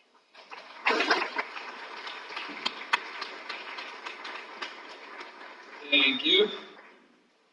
I gotta say, out of any presentation I think we've ever done, this is the first time nobody has left. Usually in between speakers, 20 to 30 people leave religiously after every single speaker. So thank you guys for staying for the whole thing. It's amazing. It really is. And we have to congratulate Chris. You haven't eaten McDonald's in how long? 3 years. Woo! That's an accomplishment, man. It is, I know. So we are a family. We're up here to share our experience, our story with you for a couple reasons. To show you what happens with an entire family, and to show that there is hope. Like Chris was talking about, hope against hope. There's hope no matter how deep down you go. There's always hope for help. And I don't know if we're examples of that, but we traveled this path. So like I said, I'm Tyler. I started experimenting really young. I started experimenting in 6th grade. It was introduced to me by older people, and the only reason I started was because I wanted friends. Plain and simple. When I was younger, I was fat. Well, I wasn't fat, but I was squishy, and I got picked on all the time. So I didn't have friends, and I wanted friends. I needed friendship. I needed people to like me. So when older people introduced me to drinking, I thought that was my golden ticket to become cool and popular and have friends. And so I started drinking in 6th grade, and I was smoking pot by 7th grade. I was doing pills by 15, and I was doing heroin by 16, 17 years old. I never planned on doing that. I didn't wake up in the morning like, oh my gosh, I can't wait to grow up. I'm going to be a junkie when I'm older. Nobody plans on that. Nobody ever plans on going down that path, but we always start somewhere small and end up somewhere big. And that's what happened to me. The progression, the stairway that we talk about, that is how most addicts start. Drinking, smoking pot, and then progressing. And that's what I did. And by the time I hit high school, I had already been, my first time getting arrested, I was 12 years old.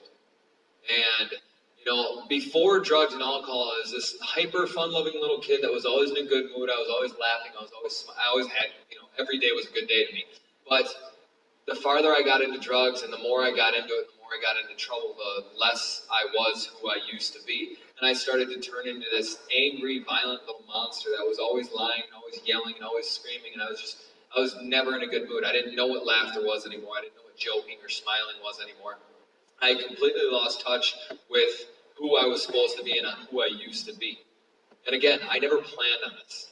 This wasn't my life goal. My life goal was simple. I wanted to go to high school, go to college, get rich. That was my entire life plan. But I didn't plan on being this monster. I didn't plan on being this kid.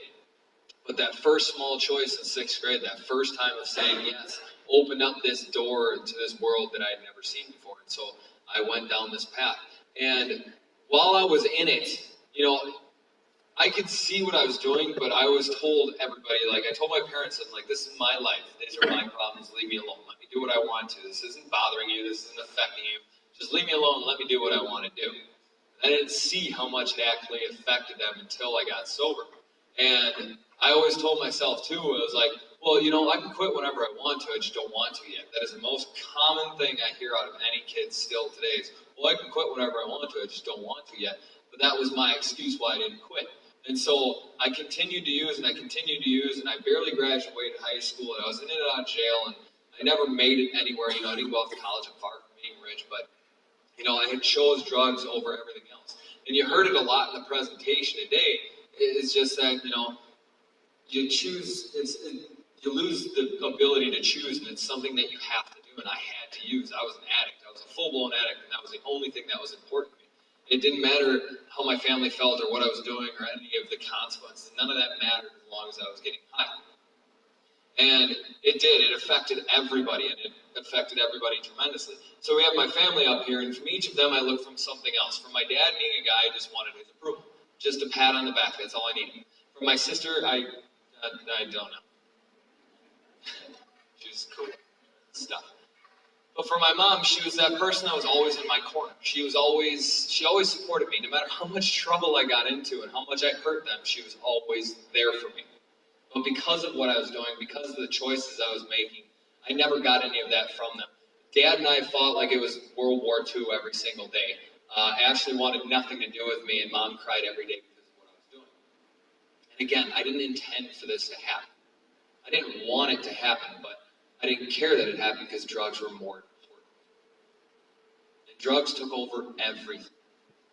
Everything that I made at work went into drugs, and eventually Dad couldn't support it anymore, so I started robbing, and I started stealing, and I started doing all these crazy things to get money. But the people I robbed from and stole from the most was my family, because they were the easiest targets. I know it sounds bad, but it's because it is. I knew eventually they'd forgive me. I knew eventually they would be okay, and I knew that they wouldn't press charges and this, that, the next thing. So I attacked them the most because they were the easiest targets. And it sounds bad, and it is, and I hated it. And I knew what I was doing was wrong, but I couldn't stop myself from doing it. This went on for years. And I knew what I was doing was wrong, and I knew I couldn't stop myself.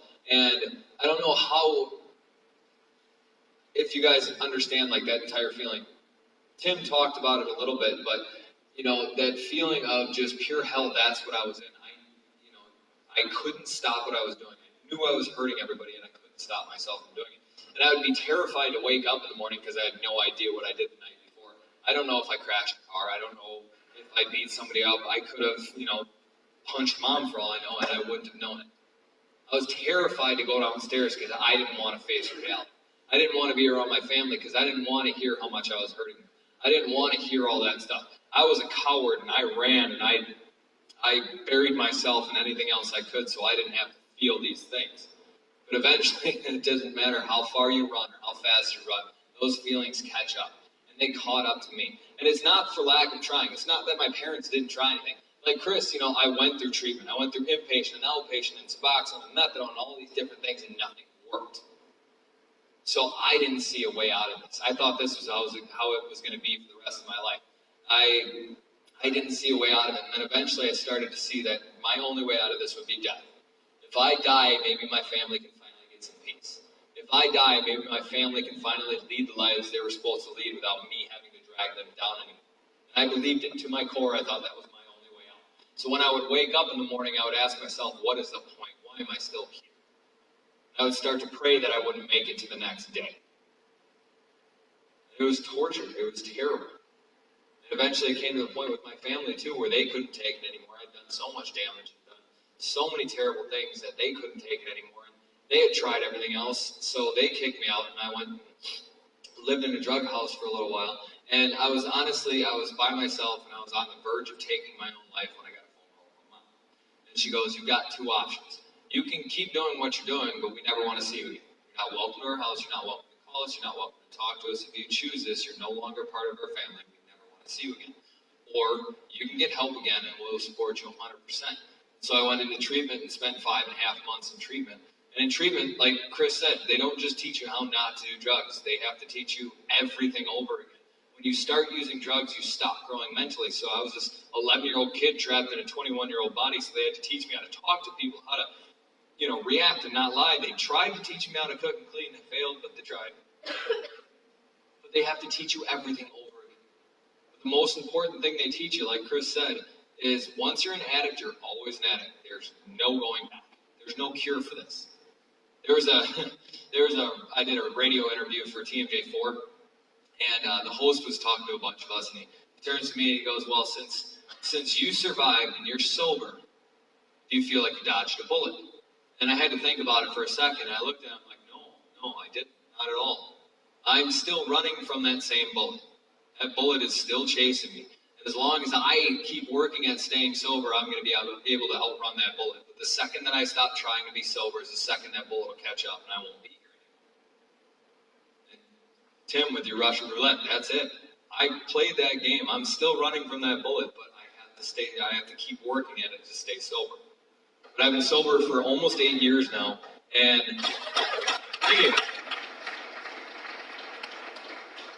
hands down been the best time of my life. I don't have to worry about cops or going to jail or mom crying, well, because of me anymore. She's still mom, she cries all the time. Don't believe her. But I used to think that freedom was being able to do whatever I wanted to, whenever I wanted to, that sort of thing. But freedom to me now is being able to live with the choices that I make every day, and I can do that. I don't have to worry about what I did last night. I don't have to worry about how much I stole from them. I'm happy to be here. And things that I never thought would happen, that nobody thought would ever happen, have actually happened. Like, I'm married. Nobody thought that would happen. I'm a father. I own my own business. Things that I never thought would happen have happened. But it's only because I'm sober and because I still have the support of my family. Without my family, I wouldn't be here.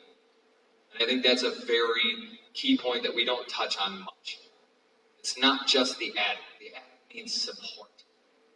And the whole family needs to change. Everybody needs to be there. And I can honestly say without my family, I would not be here. So thank you, all of you. So, told you she cries. So that's my story. Here's my sister.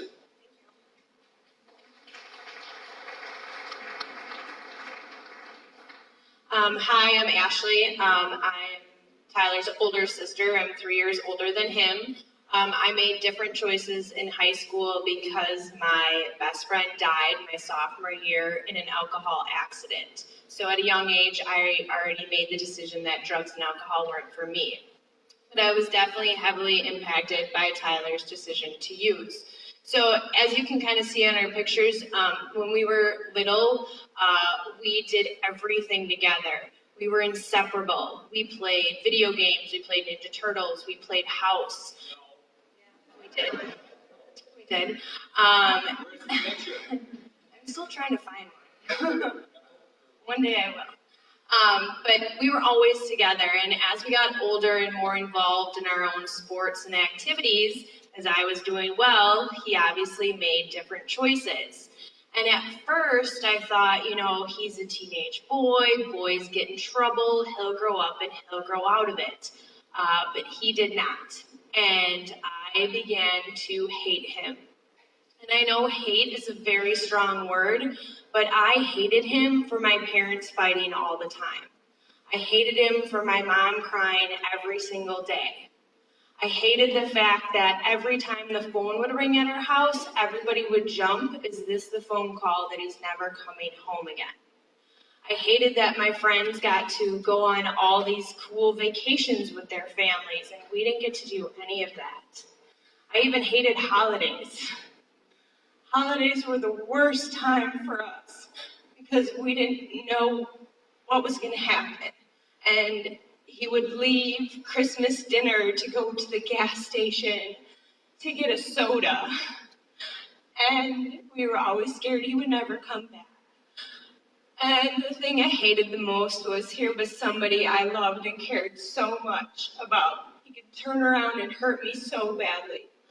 And when Tyler talks about he wished he was dead, if I'm being honest, there were points where I thought, if he's gonna die, just let him die, because he's suffering and we're suffering. And being a sibling, I felt like I had to be perfect, because maybe somehow if I got the best grades, if I was the best at my sport, I could keep my family together and make up for all the wrong that he was doing. And I also felt really neglected by my parents because they were so focused on him and what he was doing that they forgot about me, and I had to grow up on my own. And one of the hardest times for me was I got married before Tyler went into treatment, like a month before he went into treatment. And I couldn't even have him stand up in my wedding because I didn't think he'd be alive for it. And so when Tyler decided to go into treatment, I was like, well, this isn't going to work because it hasn't worked before. So it took me a good year and a half to want to be around him and trust him again. And I can't tell you how lucky I am that I have my brother, because I have met so many siblings that have the exact same story that I do, but completely different endings. They don't have their brother or their sister anymore. And I can speak on behalf of my entire family that we live with survivor's guilt because we get to share our story of hope with you when there's so many other families that don't get to experience what it's like to have a loved one in recovery. And I also know that at any moment, Tyler could decide to go back to using drugs and we can lose him. And that's something that we have to live with for the rest of our lives. So that is my story. Oh, I was actually, okay, Mom wants me to end on a happy note. I say this, I talk about this all the time, and I still get really emotional going back to that time period. But I was Tyler's best man in his wedding. So.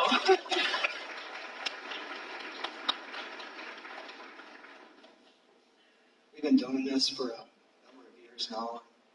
This is very tough, very hard for me, so please bear with me. I'm not the same man that I was back then. I was a very angry man. It was because of what Tyler was doing to Sandy. I watched her for many years to a very depressed state. There were some times it gets so bad for her, she couldn't even get herself out of bed. And I don't remember a day that went by that she wasn't crying or we were fighting. The only time that didn't happen was when Tyler was in jail. And maybe that was because we knew that he was safe. And he wasn't going to hurt anyone. Or maybe it was because we weren't going to get that phone call or find him on the garage floor in the morning, passed out. This is the day that he's no longer with us. And he was tearing my family apart. Even Ashley moved out of the house because she no longer could handle it. I honestly didn't blame her. I didn't want to be there either. As Ashley said earlier, we as parents, we neglected her because we were so darn focused on Tyler's use. We forgot about her when she needed us the most. we weren't there for. And as a father, it was my job to protect my family. I was unable to. It was out of my control. But I was extremely mad at Tyler because he just wouldn't stop. No matter what I did, the yelling, the fighting, our so-called house arrest, Tyler just kept on using. But there was something I didn't realize as a father. I didn't realize that he couldn't stop. And I come from a family of drugs and alcohol. My father was an abusive alcoholic, and my brother was a drug addict. Today, my brother sits in prison, and he's going to be there for the rest of his life because of the choice he made with the drugs and the alcohol. So you know what? I thought I knew everything about drugs, but honestly, the only thing I knew is what devastation I could bring to a family. And it wasn't until we met a wonderful man by the name of Charlie was this all explained to us. Charlie was Tyler's drug and alcohol counselor at the time. He told us that Tyler had crossed that line of addiction. The drugs and alcohol had taken over. But the next thing that he told us, which I truly believe to this day, is one of the things that saved our lives, was that we had to change as a family in order to help Tyler. We had to change as a family in order to help Tyler. I can remember looking at him going, what in the heck are you talking about? Why do I got to change? Tyler's the one that has the problem. But you know what? It finally sunk in. What he was trying to tell me was, if nothing changes, nothing's going to change. I guess that's pretty true with life. If we don't like something, we change it. And you know, we did change as a family. And we did start to see a little change in Tyler. And we saw a little hope. Because quite honestly, there was a point in our lives that we didn't think Tyler had a tomorrow. And I know this part's going to sound really bad, but Sandy had his funeral plan. Tyler was 80 pounds. For Pete's sake, I used to call him the Walking Dead, his own father. But the drugs and alcohol had sucked the life right out of him. But I got to tell everyone today, we're so very lucky. I don't think anybody realizes how lucky we are until you're in our shoes. Because we still have our son. Because over the years of doing this, we have met so many families that were not so fortunate. I'm going to take this time. I'm so proud of Tyler.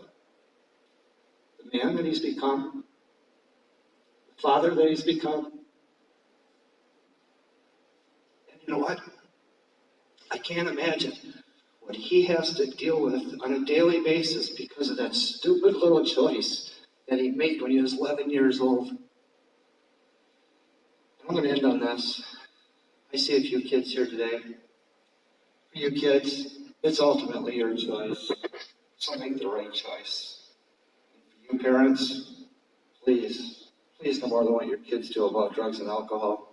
Because trust me when I tell you this, if your son or daughter does go down this path, you will not want to spend one single day of the hell that we went through.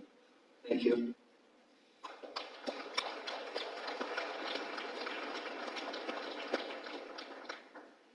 So I have to follow them. So as you can tell, each one of us handled it very differently, but I have to tell you, I was absolutely devastated by Tyler's use. It really destroyed me as a mom. It destroyed everything about me. It destroyed who I was as a person. It destroyed who I was as a wife. And it destroyed who I was as a mother. We talk about losing Tyler. I truly believe during that time that I lost 2 children. I lost one, Tyler, to drugs, and I lost Ashley, who could no longer live in our house because it was an absolute disaster every single day of not knowing what to do. So I also blame myself. I blame myself for not seeing the signs of Tyler's use. I saw that he was hanging out with different friends. He was hanging out with older friends. He wasn't bringing the friends in our kitchen to talk to us anymore. Things started changing. He started changing with his respect to us as parents. He was more argumentative, and he became very secretive. He would actually go in the bathroom on the phone with the shower running. all those different signs. I knew that he was dabbling and he was going down the path with drugs and alcohol, but I never ever thought it would happen to us. Never did I think that alcohol, drugs, addiction, or jail would ever touch our family. We were a close family. We live in an affluent area. We did things together. Ashley and Tyler were very involved in sports. Rick and I were always part of the sports. We were very involved in the community, but it did. And we didn't know what to do. And I didn't know where to go. I think both Chris and Tim mentioned this, is if Tyler had been diagnosed with anything besides drugs and alcohol, we would have been overwhelmed with advice, where to go, support, friendship, an ear to listen to, a hug, any of that. But because it was drugs and alcohol, we were actually shunned. We were shunned by our very close friends, and we were actually shunned by our own family because it was drugs and alcohol. So we were very, very alone in this stage. I became so consumed thinking that I could fix Tyler, that I thought as a mom, I could love him to death. I could make sure that if I covered for him enough, if I lied for him, if I made life so simple for him, that he would stop using. Crazy. Isn't that crazy thinking? To think about that? Actually, all I was doing was enabling him to use because I kept covering for him, but I didn't know any better. One of the things that I would like to do is I want to just read this to you. And this is from my thoughts of when Tyler was using.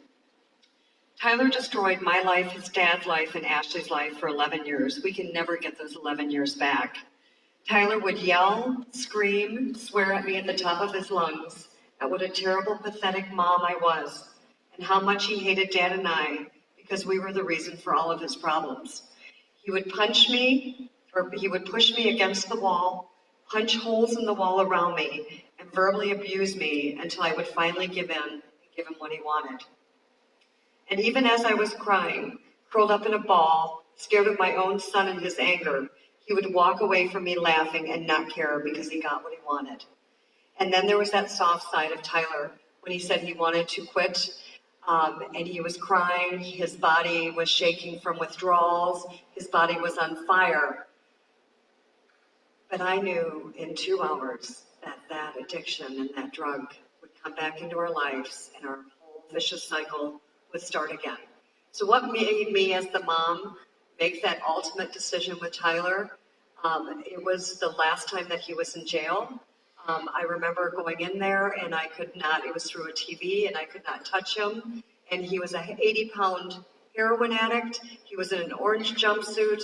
And I remember just looking and saying, I am loving my son to death.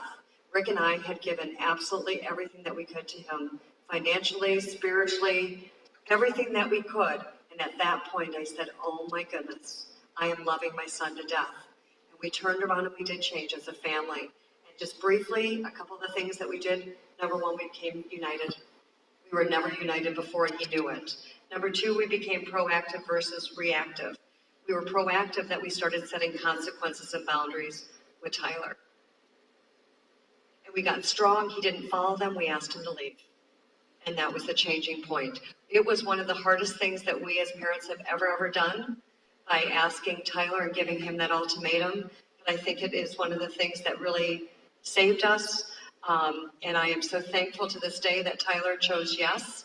We have supported him 100%. I am so proud of him. I am so proud of him. I am so proud of our family that we can stand here and share with you that we are a family of hope. And that's it.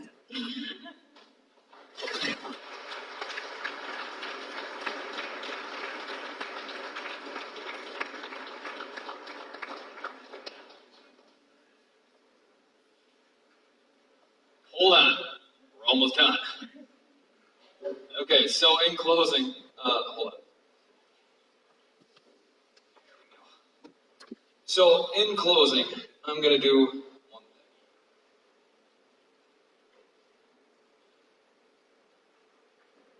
So let this just sink in for a second. As soon as, the first time we did this, as soon as somebody said these shoes represent people that have overdosed and died, as soon as that happened, I immediately started filling these shoes with people I know. I've lost 34 friends to this. And it's terrifying. And I'm sure every one of you out there has did the same thing I did and started filling these shoes with people you know that are no longer here, or people that you could see putting shoes up here. That's the scary part. This isn't a joke. This isn't something that we can ignore anymore. This isn't something that we can just sweep under the rug. This is something that we all have to work together to try and fight.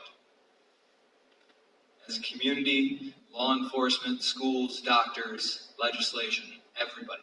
We all have to work together if we want to stop putting shoes up here. It's like any other great team in the world. We can only win if we work together. So take what you learned today. Take the information that's out on the resource tables and pass it along. If somebody you know that should be here isn't here tonight, let them know. Even if it's somebody that you don't think needs to be here, let them know.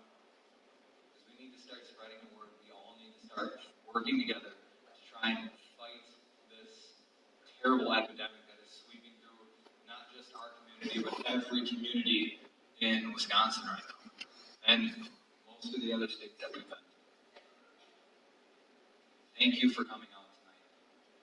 Thank you for being respectful, and thank you for listening to everything we had to share with you tonight. Thank you.